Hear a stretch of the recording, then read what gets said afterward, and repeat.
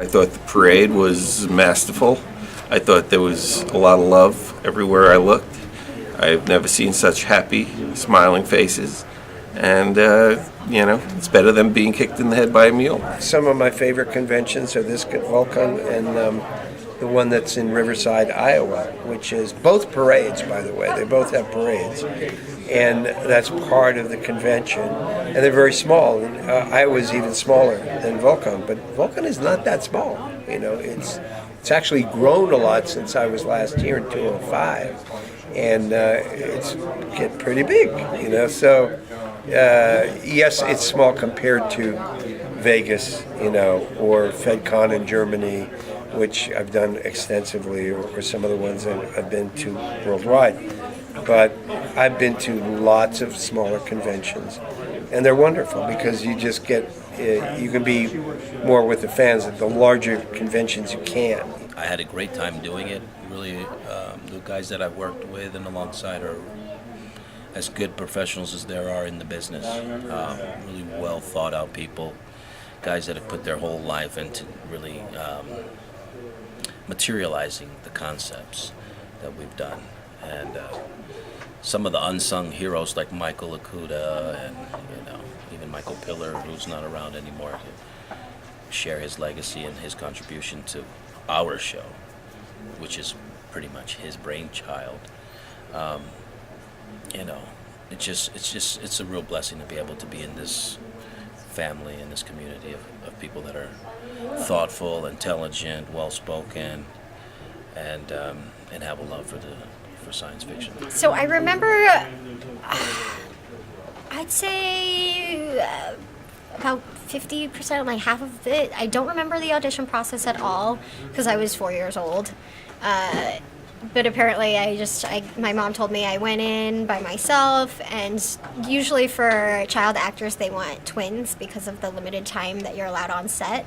And so we walked in, my mom was like, oh, there's no way she's getting this with like a room full of cute Asian twins. And I went into the audition room by myself, and I don't know what happened. We're hoping we can find the tape somewhere so I can see what I did. But apparently the door opened and everyone was just like laughing hysterically, and then my mom just got a call and was like, she got the part. I didn't have to go back for another callback or anything. And then the first thing that I remember, though, was the Rumpelstiltskin episode of Wishes Were Horses.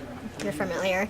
He legitimately terrified me because I was so young, and just his makeup, the whole storyline, I didn't really understand that it was just an act, that I was just playing a role. And so I refused to I had to have somebody else in the room at the same time. Like, I couldn't be by myself with him because it was just like, he just terrified me. And then you see me walking out of the room, and I'm just like, shivering and like holding my hands, and I'm like, he's in my room, and like, I'm actually scared. I wasn't acting at that point. Like, that was me being a child, like almost about to cry. I was there for season 3 of TNG when supposedly TNG got good, though at the time everyone managed to hate it. It was only in retrospect that they decided they liked it. So at the time, we were still pretty unpopular. But which is hard, and you're right. With time and perspective, it's hard to believe that. That is true, and at the end of season 3, I said sayonara. I said goodbye, and I thought that was the end of my time with Star Trek, but there was a fellow named Michael Pillar who I had worked with on season 3 and was a friend of mine, and he spent the next 2 years kind of getting me back into the fold and talking to me about this new series that they were going to do called Deep Space Nine. And he said that if I came back to work at the franchise, I would be a lot happier. The show would be darker, more conflict. And after 2 years, he'd give me the show for 5 years to run. So I thought, okay, you know what? Maybe I'll come back for a second run and see if maybe I'll enjoy it better this time. And God darn it, I did. It's fun for me. I love being on a stage. All right, and it's and I'm a pretty funny guy. I don't take life too seriously, and I don't take it too lightly either. But when you're on stage, it's called entertainment, and I hope I entertain. I think I do. Well, before I let you go, can I get you to look into the camera and do one good Gowronism for me? Sure. Someday the Duras family will rule the empire.